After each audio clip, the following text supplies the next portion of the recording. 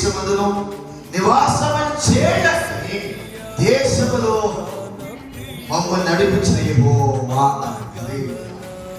ఏ దేశం నడిపించారట? ఎవరు సంచారమైన నివాసం లేని ప్రదేశం ఆయన వారిని నడిపించారు. దేశంలో కొన్ని సమయాల్లో గాఢాంధకారంగా మీ పరిస్థితి మనకు వస్తుంది. ఎందుకు ఇటువంటి పరిస్థితి ఏర్పడ్డాయి? ఎంత చీకటి ఎందుకు నా జీవితంలో, ఎంత బాధ ఎందుకు నా జీవితంలో, ఎంత శ్రమ ఎందుకు నా జీవితంలో, ఎంత కష్టం ఎందుకు నా జీవితంలో? కానీ నీవు నమ్మిన ప్రభువు నిన్ను విడిచిపెట్టేవాడు.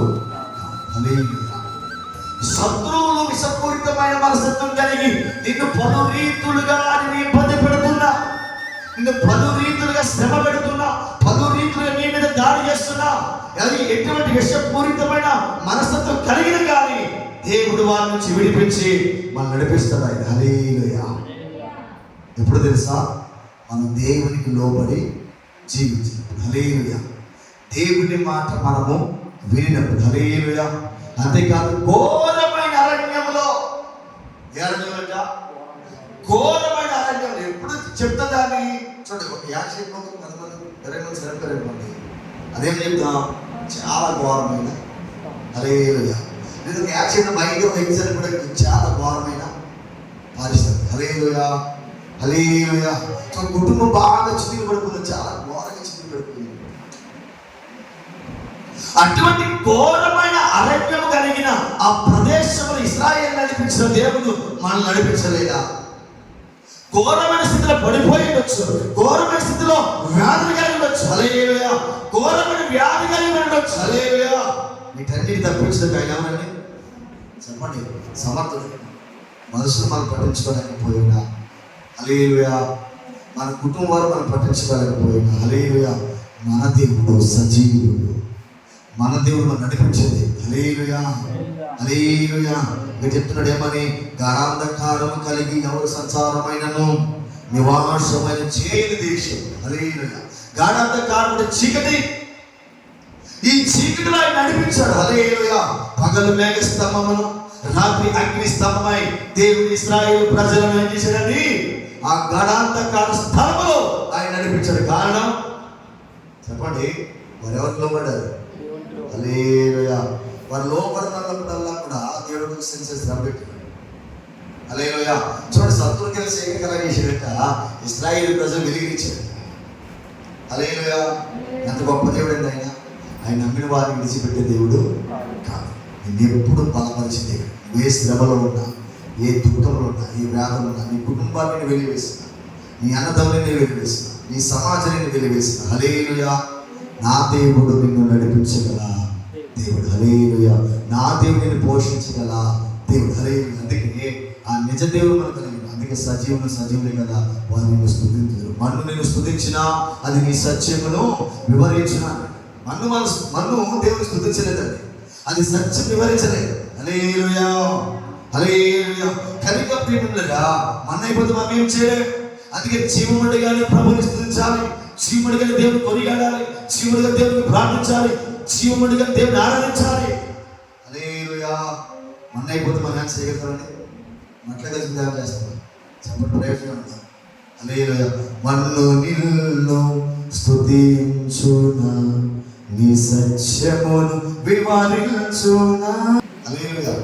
మన్ను దేవుని స్తుతించాలి. హల్లెలూయా.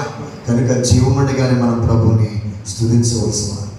ఈ లోకం ఎటువంటి చీకటి అంధకారం సంభవించిన, ఎటువంటి విషపూరితమైన మనుషులు మన మీద దాడి చేస్తున్నా, దేవుడు మనకు తోడేంటి నిత్యము నీకు తేజోమహిమలో ఉండగలిగింది. హల్లెలూయా. ఆ తేజోమహిమని ఆ నిత్యం మనం బలపరుస్తుంది. హల్లెలూయా. హల్లెలూయా. కనుక మనందరూ కూడా క్రీస్తులో ఒకే పాపం చేశారు, అంటే ఒకే బండలో ఉంది వారు తాగు. హల్లెలూయా. హల్లెలూయా. హల్లెలూయా. కనుక ఆ బండే యేసుక్రీస్తు. ఒక మాట ముగిస్తాను. కొరింథీయులకు రాసిన మొదటి పత్రిక 10వ అధ్యాయం 4 అందరూ ఆత్మ సంబంధమైన ఒకే పానీయమును పానము చేశారు. ఏలయనగా తమను వెంబడించిన ఆత్మ సంబంధమైన బండలో త్రాగిరి. ఆ బండ ఇశ్రాయేలు ప్రజలు ఎందుకు తాపకరమైన పాపం తప్పించబడ్డారు, ఇశ్రాయేలు ప్రజలు ఎందుకు భయంకరపడి ఆ యొక్క తేలు నుంచి తప్పించబడ్డారు? ఇశ్రాయేలు ప్రజలు ఘోరమైన అరణ్యంలో ఎందుకు నడిపించబడ్డారు? ఇశ్రాయేలు ప్రజలు ఆ గాఢాంధకారము కమ్మిన, ఆ చీకటి కమ్మిన, ఆ భయంకరుడు గోతులు కలిగిన ఆ ఎడారి ప్రాంతంలో, ఆ దేశంలో ఎందుకు నడవగలిగారంటే వారందరూ ఒకే పానీయము పంచుకున్నారు. హల్లెలూయా. అదేంటంటే ఆత్మ సంబంధమైన పానీయం. ఏ సంబంధం అండి? అదే చెప్తున్నామని అందరూ ఆత్మ సంబంధమైన ఒకే పానీయము పానం వేస్తుంది. అంటే ఆ బండ నుంచి వచ్చిన నీళ్ళను వారు త్రాగారు. ఆ బండ క్రీస్తే. హల్లెలూయా. క్రీస్తులోంచి వచ్చిన జీవన వారు తాగారు కనుక ఆ జీవం వారిలో ఉంది కనుక వారు కలిగిన ఆ భయంకరమైన తాపకరమైన విషపూరితమైన ఆ పరిస్థితి వారు తప్పించబడి అరణ్య మార్గంలో వారు నడుచుకుంటూ ఘోరమైన పరిస్థితి దేవుడు తప్పించి వారిని గాఢాంధకారం నుంచి దేవుడు విడుదల పరచి వెలుగురించి నడిపించిన దేవుడు. హల్లెలూయా. కారణం తెలుసా? దేవుని సంబంధమైన ఆ జీవానికి సంబంధమైన పానీయము వారు త్రాగి ఉన్నారు. హల్లెలూయా. అందుకే నా శరీరത്തിന് రక్తం త్రాగిన వాడే నా రాజ్యానికి వారసు. హల్లెలూయా. ఇశ్రాయేలు ప్రజలు ఎందుకు నడిపించబడ్డారంటే, ఇశ్రాయేలు ప్రజలు ఎందుకు విషపూరితమైన వారు తప్పించబడ్డారంటే అందరూ ఒకే ఆత్మ సంబంధమైన పానీయం వారు త్రాగి ఉన్నారు. హల్లెలూయా. పాములు ఎప్పుడు కలిసి అంటే ఆత్మ సంబంధమైన పానీయము అంటే తాగిన తర్వాత వారు తప్పిపోయారు కనుక అప్పుడు పాములు కలిసి ఆయన శరీరం తిని ఆయన రక్తం త్రాగి లోకానుసారంగా నడిచింది. లోకము ఏం చేస్తుంది? కోట కాస్తుంది. హల్లెలూయా. లోకములో భయంకర పరిస్థితులు ఏర్పడతాయి. హల్లెలూయా.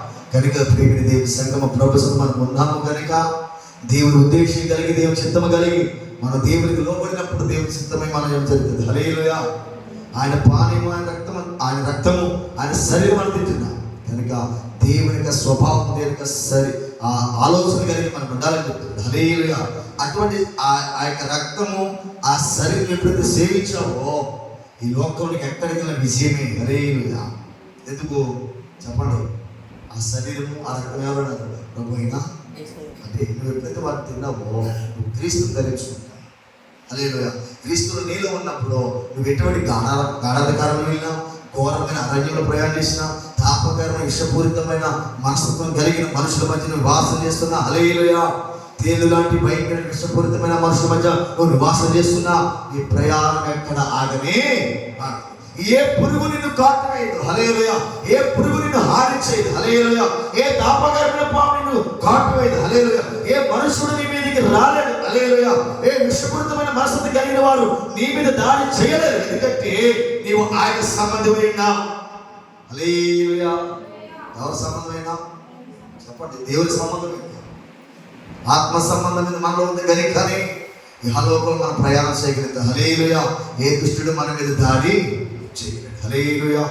కనుక ప్రియమైన దేవుడా, ఆయన మాటకి, ఆయన వాక్కును లోపడగలిగితే దేవుడి కృపనిచ్చి మనకు తోడే ఉంటుంది. అది తోడి పరిస్థితికి మనలో ఉండవలసిన ఆత్మ సంబంధమైన చెప్పండి పానీయము, ఆహారం. హల్లెలూయా.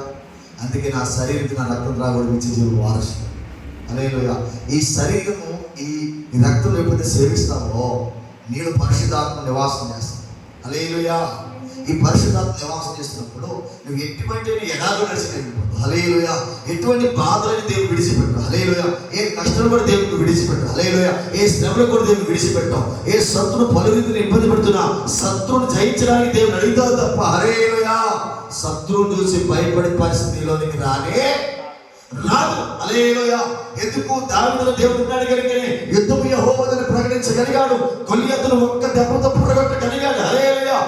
దావీదు భయపడలేదు. దావీదు ధైర్యంగా నిలబడ్డాడు. హల్లెలూయా. వాడు సవాల్ చేస్తున్నా కానీ దావీదు ధైర్యమైన కారణం ఆత్మ సంబంధమైన క్రియలు దావీదులో ఉన్నాయి. హల్లెలూయా. ఆత్మ సంబంధమైన ఆలోచన, ఆత్మ సంబంధమైన ఆ యొక్క పరిశుద్ధత దావీదు ఉంది కనుకనే దావీదు ఏం చేశాడండి? గొలియాతును జయించగలిగాడు. హల్లెలూయా. సవాల్తో కూడిన పనది. సవాల్ చేస్తున్నాడు కానీ దావీదు చిన్నవాడు. దావీదుకి ఏ ఆధారం లేదు. హల్లెలూయా. ఒకే ఒక్క రాయితో దెబ్బతిన్నాడు. హల్లెలూయా. దావీదు చేతున్న రాయి నలగబడ్డది. హల్లెలూయా. అది సమస్త ఆ నీటి ప్రవాహానికి అది ఏమైందండి, తనకున్న సమస్త కల్మషాన్ని పోగొట్టుకుంది. అది ఉపయోగపడి రాయిగా మార్చబడదు. హల్లెలూయా. క్రీస్తులో కూడా ఉన్నప్పుడు ఉపయోగపడి రాయిగా మార్చబడదు. 5 రాళ్ళు తీసుకున్నాడు, ఒక రాయి ఉపయోగించింది. హల్లెలూయా, హల్లెలూయా. నువ్వు ఒక్క 2 నిమిషాలు ప్రార్థించే చాలు. గంట ప్రార్థించే పనేమీ లేదు. ఆ 2 నిమిషాలు ప్రార్థన దేవుడు ఆలకిస్తాడు. దేవుడు చూసినట్టు ఉన్నప్పుడు, యథార్థంగా ఉన్నప్పుడు, భక్తిలో నువ్వు ప్రార్థించినప్పుడు, హల్లెలూయా, దేవుడికి లోపడి ఉన్నప్పుడు, ఆయన చిత్తం జరిగిస్తున్నప్పుడు, నువ్వు పరిశుద్ధి కలిగి ప్రార్థిస్తున్నప్పుడు 2 నిమిషాల ప్రార్థనకి దేవుడు జవాబు ఇచ్చేస్తాడు. ఒక రాయి కదా గొలియాతు మీద ఒకే మాట అన్నాడు దేవుడు. కొద్దిగా ఏమన్నాడు చెప్పండి, యుద్ధము అంటే ఇప్పుడు సమస్త భారం ఎవరు చెప్పేసి చెప్పండి. యుద్ధం చేసేది నేను కాదు, యుద్ధం చేసేది దేవుడే. హల్లెలూయా. అంటే నాలో ఉన్నవాడే యుద్ధాన్ని చేస్తాడు. హల్లెలూయా. ఇప్పుడు దావీదులో ఎటువంటి బలమైన వాడు ఉన్నాడు చెప్పండి, చెప్పండి. గొలియాతు కంటే బలమైన వాడు ఉన్నాడు. హల్లెలూయా. సర్వ సృష్టించిన దేవుడు దావీదులో ఉన్నాడు కనుకనే గొలియాతు ఒక దెబ్బ కొట్టాడు. తెలుసుకోవాలి. అందుకే మన ఎదుటి ఎటువంటి పరిస్థితి కలుగుతుంది, కానీ దేవుడు మనలో ఉంటే మనం ఎప్పుడు కూడా చేయాలి చెప్పండి, అదే కూడా మేము. హల్లెలూయా. ఇశ్రాయేలు నడిపించిన దేవుడు మనం నడిపించిన చెప్పండి. ఇశ్రాయేలు పోషించే దేవుడు మనం పోషించిన, ఇశ్రాయేలు తప్పించే దేవుడు మనం తప్పించిన చెప్పండి. ఆయన తప్పించలేదు. అందరూ మోకరించండి, ప్రార్థించండి.